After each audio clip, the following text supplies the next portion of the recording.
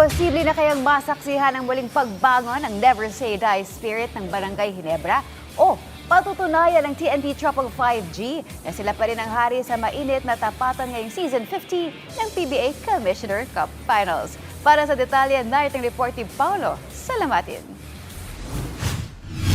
Kapwa handa na ang kampo ng dalawang magkaribal na Barangay Ginebra San Miguel at TNT Tropang 5G para sa isang matinding chess match sa Best of 7 series ng 50th season ng PBA Commissioner's Cup Finals na magsisimula na bukas. Para kay Gin Kings head coach Tim Con, hindi umano biro ang maging second place team habang tinitignan nila ang finals bilang pagkakataon para makabawi sa mga nakaraang kabiguan laban sa TNT. Naalala pa rin kasi ng Ginebra ang masakit na Game 7 loss noon sa TNT kung saan napabayaan nila ang kanilang 3-2 lead, isang kasaysayang gagamitin nila ngayon bilang motibasyon. Base sa talaan, huli pang nagkampiyon ng Ginebra noong ika-47 season ng PBA taong 2022-2023 Commissioner's Cup matapos talunin sa finals ang Bay Area Dragons. Sa madaling salita, 7 kumperensya na ang nakalipas nang hindi nakakatikim ang Ginebra ng kampyonato. Idagdag pa riyan ang huling 3 finals appearance ng Ginebra ay kalaban ng TNT, ngunit biguring manalo.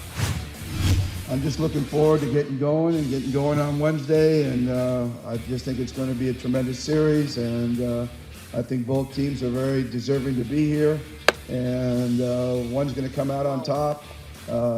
Sometimes it's not always, it's not fun being the second place team. So, we're going to both battle for that first place. So, looking forward to Wednesday. Pero sa kabila ng mga panalo kontra Ginebra sa mga nakaraang kumperensya, inamin ni TNT head coach Chot Reyes na itinuturing niyang underdog ang kanilang koponan kontra sa puwersa ng Ginebra. For me personally, my only objective is how to be able to get to play at a high level, because that's the only way we can compete. If we play our best, we give ourselves a chance. But if we do not play our best, we have no chance. So even if we play our best, it's still a 50-50, but at least we have a chance. But if we do not play our best, then we absolutely have no chance. So for me, that's the only thing I'm thinking of. Whatever happened in the past, the history, the previous records, doesn't really matter to me now.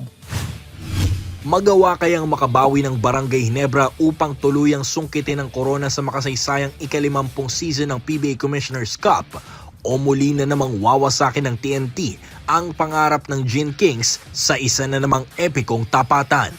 Paulo Salamatin para sa Atletang Pilipino, para sa Bagong Pilipinas.